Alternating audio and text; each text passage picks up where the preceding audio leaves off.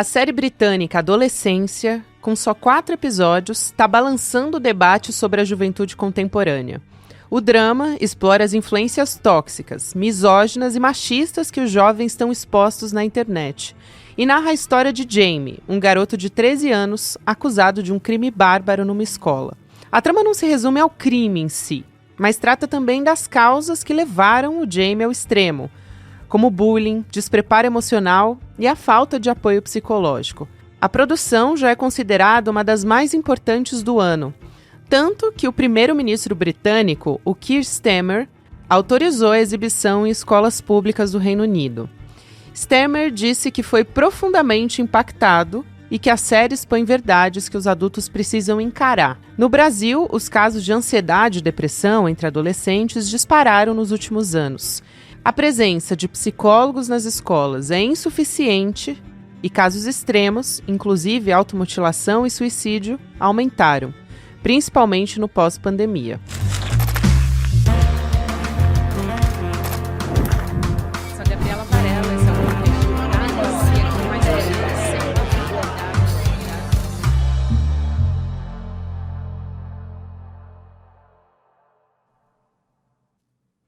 Olá, seja muito bem-vindo, seja muito bem-vinda. Eu sou a Gabriela Varela, esse é o Videocast em Detalhes. Aqui sempre com um convidado, uma convidada, a gente analisa uma temática, uma notícia importante do momento. A gente vai conversar sobre a série do momento hoje. Com a Carolina Delboni, que é educadora e escritora também. Carol, prazer te receber aqui, seja muito bem-vinda. Prazer enorme, super obrigada pelo convite. Imagina. Vamos começar falando dessa série que está sendo um boom, né? Acho que na vida de todo mundo, não só na vida de quem tem filhos. Essa ideia da produção da série, eu li algumas entrevistas do autor, né? E ele disse que era iniciar uma conversa entre pais e filhos.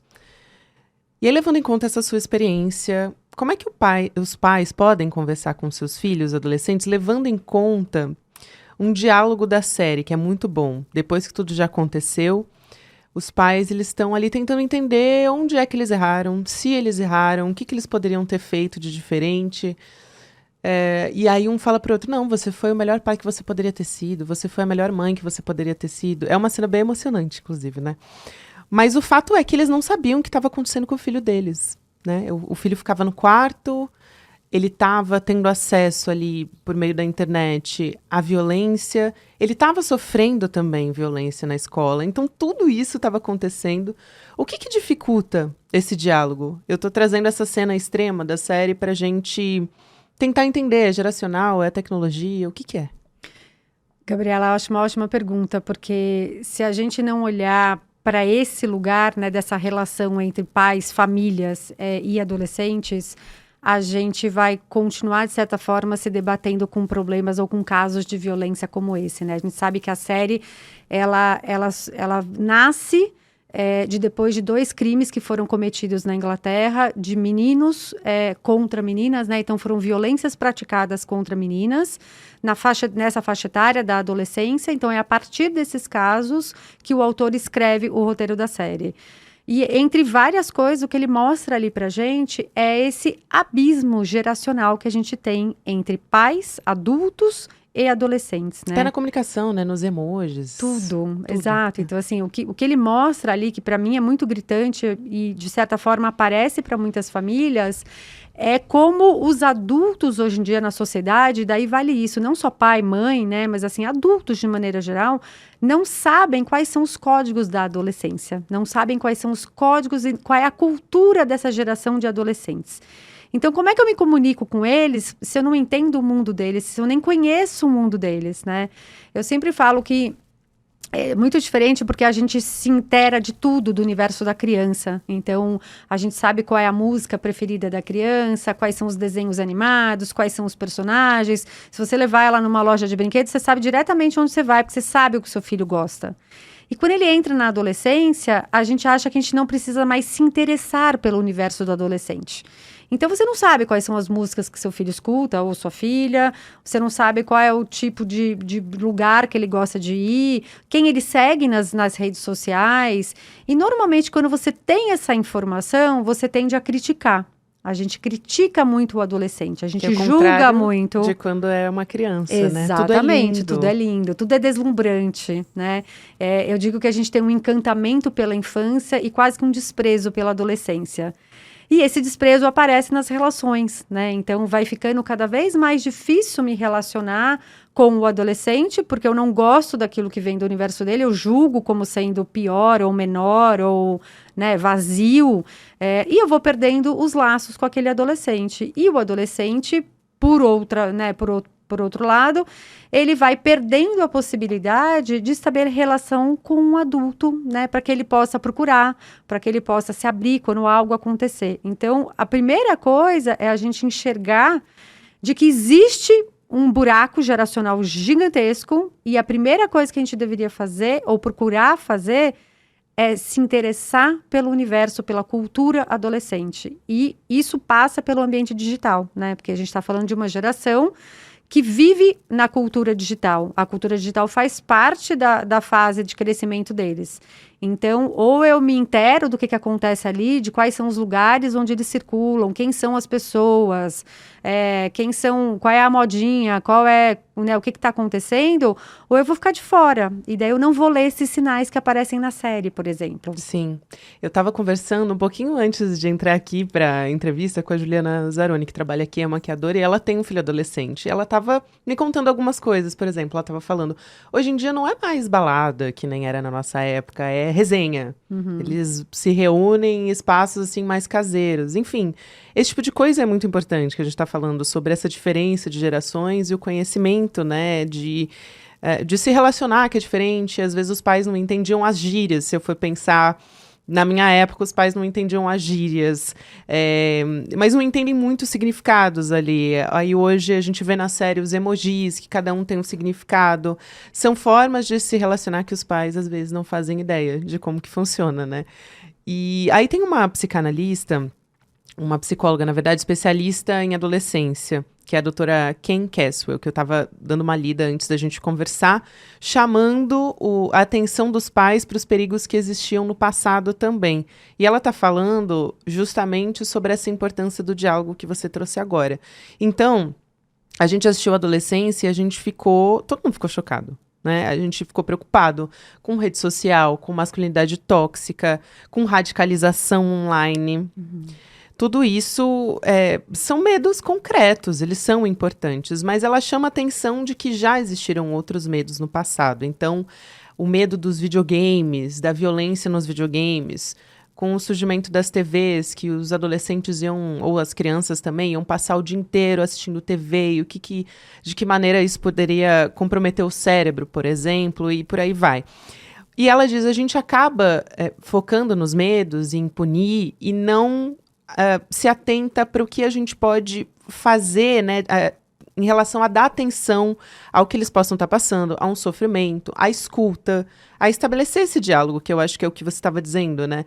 Eles precisam se sentir amparados, estabelecer esse vínculo, para que aí eles também se sintam amparados, o que eu quero dizer assim, eles não vão se sentir atraídos por esse tipo de perigo online, porque eles estão mais resilientes, ou eles têm uma relação mais resiliente com os pais.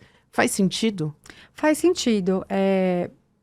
Acho que, né, óbvio, se a gente olhar as gerações passadas, sempre tiveram perigos e sempre tiveram violências.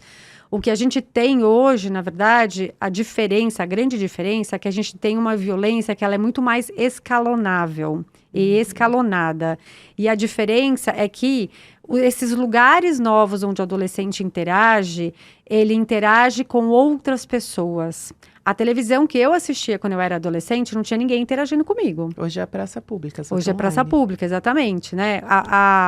Enfim, a televisão, o rádio, enfim, qualquer meio de comunicação, né, que existia nas gerações passadas, não tinha ninguém, mesmo jogos, videogames, não tinha ninguém que entrava online para interagir com aquela criança ou com aquele adolescente. É diferente. Então, hoje a gente tem essa mesma tecnologia que foi avançando, só que com uma pessoa ou muitas pessoas interagindo com aquela criança e com aquele adolescente.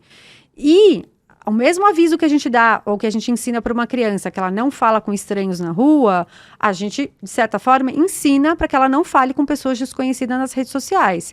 Mas a gente sabe também que essas pessoas que se aproximam de crianças e adolescentes, eles muitas vezes se passam por conhecidos, né?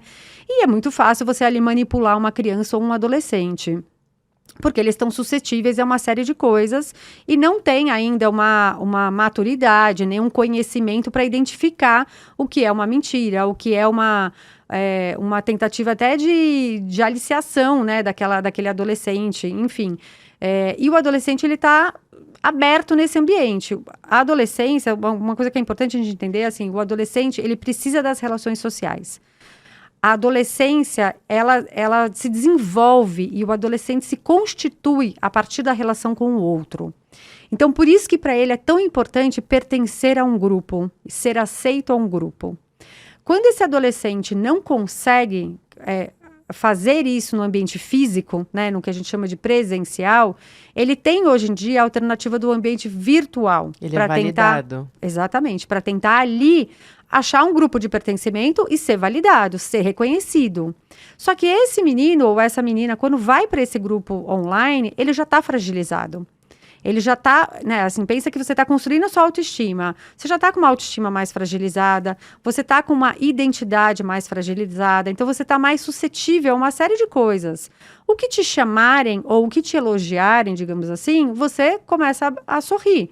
Porque você fala, poxa, alguém aqui gostou do que eu falei. Alguém aqui viu valor em mim, ou me amou, né, ou está gostando de mim. Então, você consegue atrair muito mais fácil esse adolescente. E quando as relações no presencial, elas estão mais fortificadas por uma série de questões, a chance desse adolescente procurar algo online é muito menor, né? Então, a série também mostra um pouco disso pra gente, de que esse menino, né, o ator, o garoto que faz na série, ele sofria bullying no ambiente presencial. É o menino que tinha muita dificuldade de ser aceito, de pertencer a um grupo. Ele tinha ali um amor, talvez, né, por essa menina que ele mata, né? Mas ele tinha um amor ali por ela que não era correspondido. Pelo contrário, ela fazia bullying com ele, né? Então, ela ali nas redes sociais, os emojis dela também são incitando violência para ele. E esse garoto, uma hora, ele se torna violento, né? Então, ele sofre violência e uma hora ele se torna violento. E isso a gente vê muito na vida que a gente vive, fora de uma série ou fora das redes sociais, né? Pessoas que sofrem violência, adolescentes que sofrem violência e uma hora respondem com uma violência, né? Ou eles praticam uma violência contra eles ou eles respondem com uma violência. E isso é uma forma da gente garantir com que isso não aconteça ou minimizar essas violências, é trazer ou construir um ambiente de relações saudáveis no mundo presencial. E esse talvez seja um desafio nosso hoje em dia, né? Com certeza. Eu acho que tem tudo a ver com o seu livro, né? Que é Desafios da Adolescência na Contemporaneidade. Eu estava vendo também o censo de 2022... que as principais causas de mortes de jovens são homicídios, suicídios e acidentes. Suicídio me chamou muito a atenção, porque está totalmente ligado à saúde mental. Como é que os pais podem perceber comportamentos não só violentos, mas também de sofrimento? Ótimo. Eu sempre falo que um adolescente, ele precisa ter altos e baixos, né? Então, ele precisa estar um dia de bom humor, outro dia de mau humor, ou de manhã ele está bem-humorado e à tarde ele está completamente mal-humorado. Se você tem um adolescente na sua casa e que ele está sempre numa montanha russa, quer dizer que está perfeito, está maravilhoso. É isso que a gente espera. Por mais que os pais fiquem incomodados e fiquem, né, gente, o que está acontecendo? Né? Uma hora essa pessoa está bem-humorada, outra hora ela está mal-humorada, uma hora fala comigo, outra hora não fala. Agradeça, quer dizer que está tudo ótimo, está tudo dando certo. Se você tem um adolescente onde a emoção dele é estável, ele mantém uma frequência, é como uma rádio, né? Ou como uma música que mantém uma mesma frequência, algo está errado, né?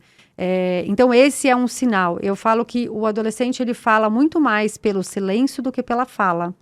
Então, o que a gente também reclama e diz, né? Muitas vezes a gente fala, o adolescente não fala, como é que eu vou falar? O adolescente não dialoga, eles são monossilábicos, eles podem até ser, mas o silêncio deles diz muita coisa pra gente. Então, observar esse silêncio é um sinal. Que silêncio que é esse? É um silêncio momentâneo? É um silêncio que ele se permanece por todos os dias? Ele atravessa a rotina desse adolescente? Se o adolescente está querendo, ele está deixando de fazer coisas e está querendo ficar quieto em casa, dentro do quarto, isso é um alerta. Né? No começo da série, de novo, né, o policial recebe uma mensagem do filho dizendo que não quer ir na escola porque está com dor de barriga. E ele comenta com a parceira dele, a policial, de que não é a primeira vez, né? Que vira e mexe ele fala que está com dor de barriga, com dor de cabeça. Esse é um sinal.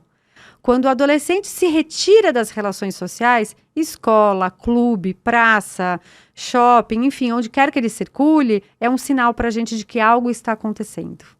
Então, são esses alertas. Muito, muito importante. E acho que não é óbvio, nem um pouco óbvio, porque é isso que você está falando. Os pais se incomodam com essa mudança de comportamento, né? Eu acho que tem um ponto aí importante na série, que é essa violência extrema, né? Eu ouvi a juíza Vanessa Cavalieri, da Vara da Infância e da Juventude do Rio de Janeiro. Ela traz vários insights importantes, né? Mas eu ouvi a entrevista dela para o podcast da Folha. E ela é autora de um protocolo de prevenção de violência nas escolas. O que ela conta?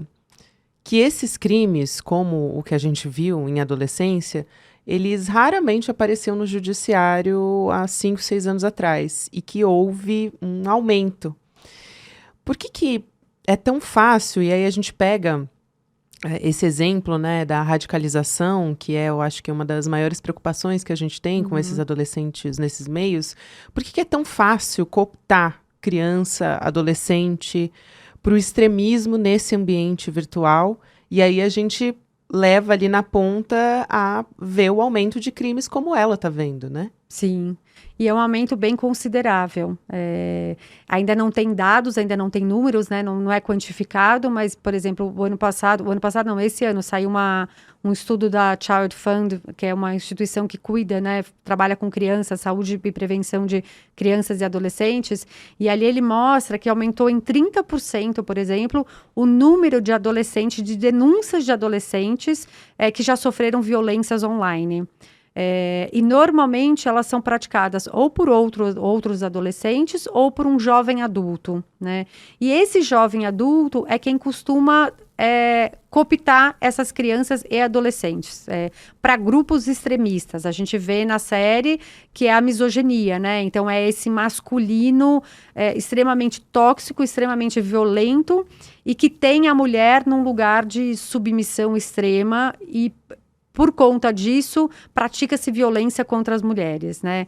Do que a religião tem, o papel da religião, né? Então, quando a pessoa está com alguma questão, com algum problema, ou mais fragilizada, mais sensível, com a autoestima mais baixa, mais depressiva, a religião é um meio dessa pessoa se curar, ou muitas vezes conseguir se reerguer, se reencontrar, recuperar o amor pela vida, recuperar a autoestima. É mais ou menos a mesma estratégia que esses grupos extremistas usam, né? E literalmente fazendo uso da fragilidade de um adolescente que não tem o cérebro ainda formado, que tem um cérebro em formação, né? Então, o lobo frontal do cérebro do adolescente, por exemplo, que é onde a gente tem ali a noção do perigo ou do que eu posso, do que eu não posso. A gente, né, sempre fala que adolescente não tem noção do perigo, né? A gente fala que isso não pode. Porque não tem mesmo. Porque não tem mesmo, exatamente. Porque ele não está com o cérebro totalmente formado. Então, tudo isso ajuda esse jovem adulto ou esse adulto que está do outro lado trazer esse adolescente para praticar uma violência que muitas vezes ele não tem consciência de onde ele está sendo levado. Né? Ele vai criando consciência ao longo do processo, mas ele muitas vezes não tem consciência. A gente estava até aqui falando na série, isso fica evidente, porque a princípio, quando eu estava assistindo, me parecia que era uma mentira do personagem principal, que é adolescente, né? Que ele não estava reconhecendo a violência porque ele estava escondendo dos pais, mas depois começa a parecer que, na verdade, ele não tem noção do que ele tinha feito. Exato. Na conversa com a psicóloga. E ela pergunta, você tem noção? Essa pessoa morreu, ela não vai mais voltar. E ele não, Ele não tem noção. não tem. Ele não tem noção, porque é isso. O adolescente, ele não. O cérebro realmente não. E ainda mais um adolescente de 13 anos, com a idade desse menino na série, né? Então, assim, a gente está falando o começo de uma transição ali do cérebro, de um amadurecimento do cérebro que vai até os 24, 25 anos. Então, a gente está falando de 11 anos a menos, 10 anos a menos, né? O começo desse processo de amadurecimento. E ele não tem recurso nenhum, realmente, nem interno, emocionalmente, psicoemocional, e nem de vivência na vida para conseguir olhar aquela situação e ter consciência da gravidade do ato que ele praticou. Ele vai tomando consciência ao longo da série. Eu queria que você falasse um pouco sobre essa construção da identidade masculina na adolescência, o papel dos pais, o papel da escola, que é uma rede, né? Sim. Que está ali no entorno dessa pessoa que está em formação, para que ela justamente não caia nesses comportamentos tóxicos e nesses ambientes que são tóxicos, né? E acabam contribuindo, contribuir é uma palavra que parece positiva, mas nesse caso negativa, mas contribuindo para que essa pessoa desenvolva um comportamento violento, né? Sim, sim. Né, se a gente olhar, os meninos não nascem querendo matar as mulheres, né? Eles são ensinados a olhar, de certa forma, né? A olhar as meninas, olhar as mulheres e acharem que eles podem praticar uma série de violências contra elas porque eles são superiores a ela, né? Então, isso é ensinado ao longo da vida de um adolescente, ao longo da vida de um menino, né? Então, é isso. A sociedade toda tem um papel muito importante. Família tem o seu papel, escola tem o seu papel, governo tem o seu papel. Agora, por conta da série, por exemplo, a Inglaterra acabou de instituir uma política pública onde as escolas vão ser obrigadas a dar formação antimachismo e sobre misoginia dentro das escolas. Vai ser como se fosse uma disciplina obrigatória. Não sei ainda como isso vai entrar na grade curricular da Inglaterra, mas isso, o governo assistindo a essa série e observando os crimes que têm acontecido lá no país, entende que esse é um problema público também, de saúde pública, um problema de segurança pública. Então, qual é o papel do governo, né? Então, a gente olha para cá. As escolas, elas constantemente e cada vez mais precisam entender que elas precisam fazer campanhas dentro das escolas, elas precisam discutir esses assuntos dentro das escolas. Eu sempre falo que muitos assuntos não são da escola, mas eles atravessam o portão das escolas todos os dias. E a partir do momento que aquele assunto atravessou o portão da escola, eu tenho duas opções, ou eu lido com ele, ou eu finjo que ele não entrou dentro da escola. Só que eles têm aparecido nas relações escolares com muito mais frequência. Então, e esse é o caso, né? Quando a gente fala de feminicídio, de machismo tóxico, misoginia, enfim, como é que eu explico esses termos todos para os adolescentes, para os alunos? Eles precisam entender, muitas vezes eles falam, mas eles não sabem o que eles estão falando.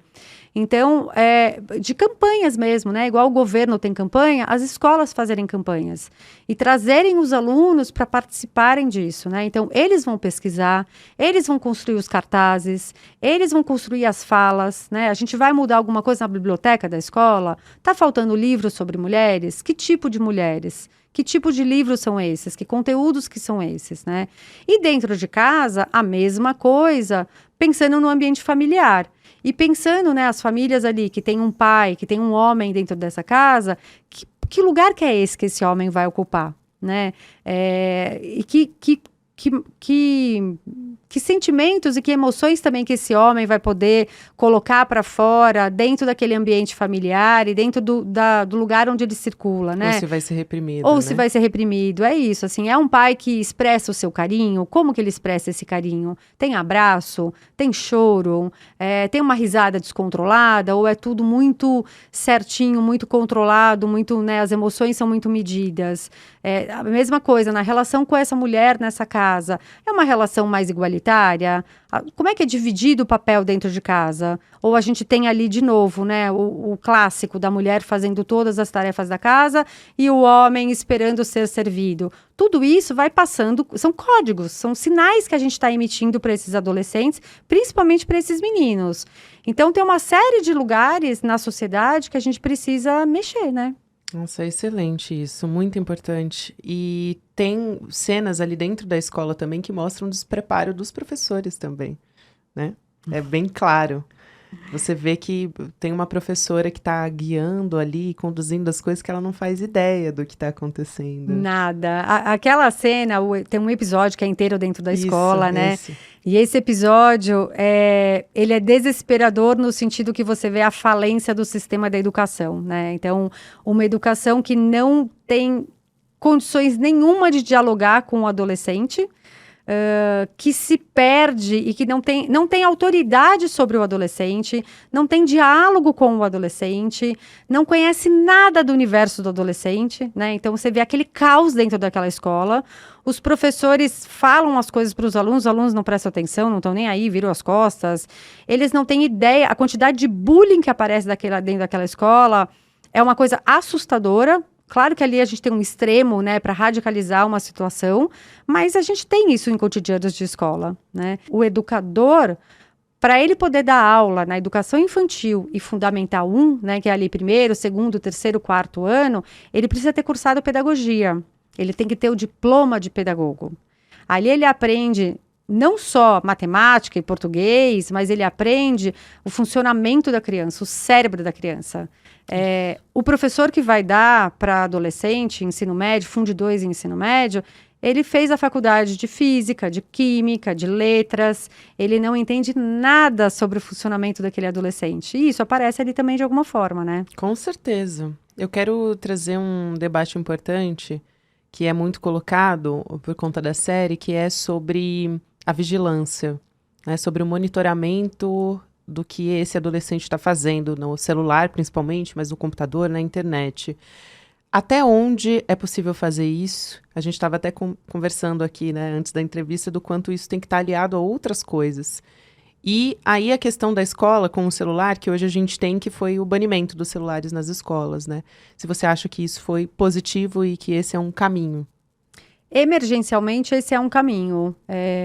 Se a gente quiser realmente estabelecer relações saudáveis com as plataformas digitais, a gente não pode fugir da educação digital, educação midiática, né? Assim como a gente educa todo mundo, né, para conviver e viver no ambiente presencial, a gente educa uma criança, eu educo um adolescente, como é que ele vai se comportar numa festa, num encontro de família, na rua, na sociedade. Como é que eu deixo uma pessoa passar ou não? Quem que atravessa a rua? Quando eu chamo o elevador, quem é que sai primeiro para eu poder entrar? Tudo isso são códigos que a gente vai passando para a criança e para o adolescente para ele poder se relacionar em sociedade. O mesmo deve ser feito nas plataformas digitais, né? Então, ou eu entendo, ou eu ensino como é que eu vou me relacionar dentro daquele ambiente. Quais são as regras, o que pode, o que não pode, o que é certo, o que não é certo, o que é violência, o que é crime. Assim como a gente tem leis e regras e normas para o mundo presencial, a gente precisa para esse mundo também virtual. Até porque a gente não tem uma regulamentação nem uma responsabilização por parte das plataformas. Exato, né? Então, mas é isso, pensa uma cidade sem lei, uma São Paulo sem lei, sem regras, sem normas.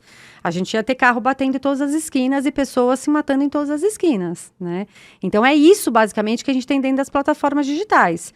Então, precisa de regulamentação, precisa de educação da sociedade de maneira geral, né? Crianças, adolescentes e adultos, para que, sim, no momento em que não for mais possível vigiar as redes sociais ou o aparelho celular de um adolescente, eu consiga ter educado esse adolescente para ele identificar sinais de possíveis violências dentro do ambiente que ele está circulando, e também para que eu tenha uma relação com ele de confiança, que ele possa chegar e conversar e falar de algo que está incomodando, algo que ele está sendo sofrido, enfim, das sensações e das emoções que ele tem quando ele está circulando naquele ambiente. Então, precisa construir uma relação para que quando chegar no momento de não consigam mais vigiar, essa relação se estabeleça no diálogo entre adulto e adolescente. Que importante, Carol. Foi um prazer enorme te receber, conversar com você. Passou muito rápido também. Foi um prazer. Prazer enorme. Obrigada, Gabriela. Obrigada demais. Obrigada a você que me acompanhou até aqui. Próximo episódio vai ao ar sempre às 10h30 da manhã e você pode ouvir-o em detalhes também nas plataformas de áudio. Olá, meu nome é João César de Castro Rocha. Eu acabei de gravar uma aula aqui no ICL, tentando mostrar que existe um plano em todo o mundo e também no Brasil que a extrema-direita utiliza para conquistar corações e mentes, vencer eleições e transformar Democracias em Estados Autocráticos. Dia 15 de junho, um domingo, às 20 horas.